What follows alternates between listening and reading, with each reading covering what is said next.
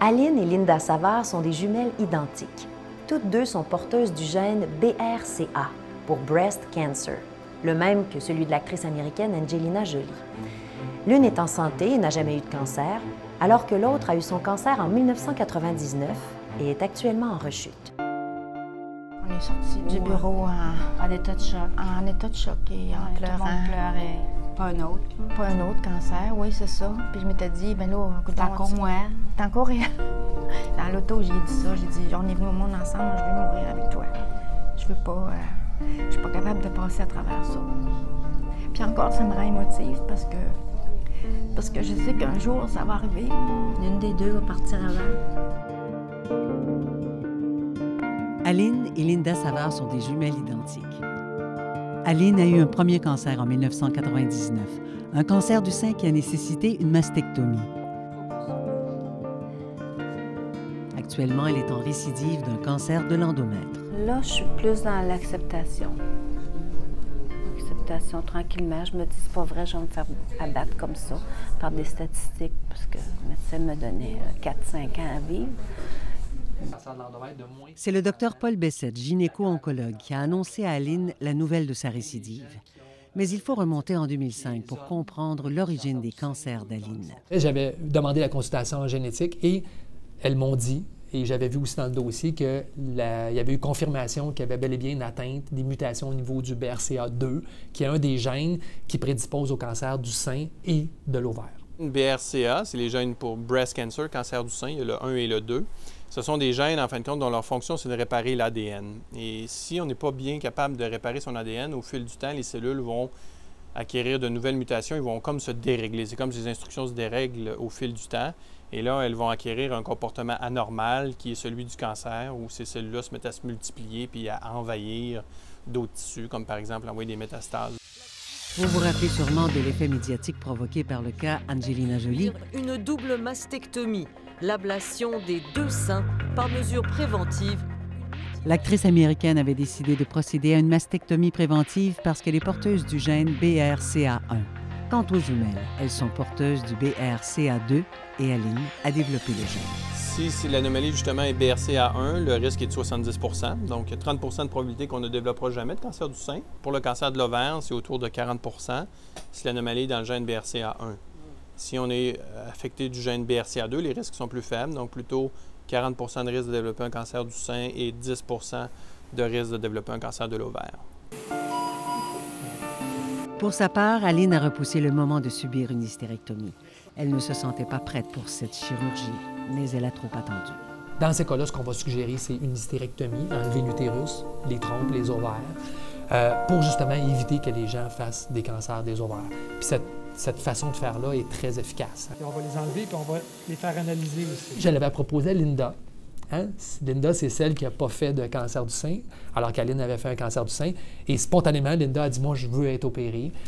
Et donc, je lui ai fait cette chirurgie-là en avril 2005. À l'automne 2010, Aline a commencé à avoir des saignements au niveau de son utérus.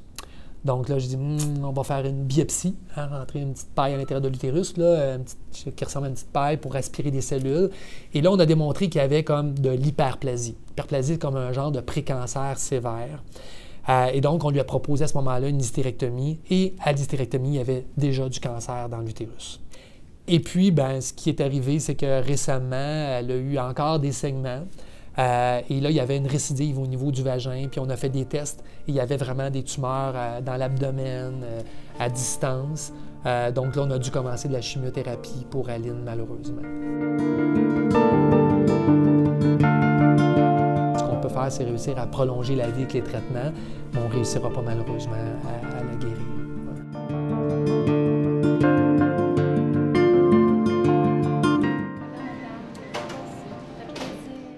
En attendant, la vie continue et Aline demeure active en travaillant autant qu'elle le peut dans sa chocolaterie de Mégantic.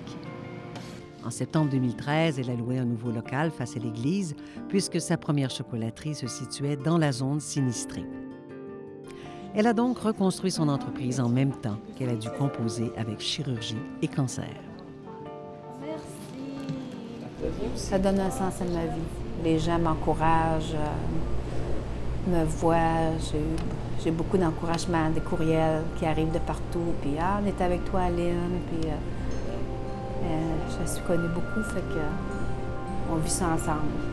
Elle pleure autant que moi, aussitôt que je pleure. Elle pleure, je t'émotive. Elle l'est aussi. Elle a beaucoup de peine. Elle vit comme si c'était à elle.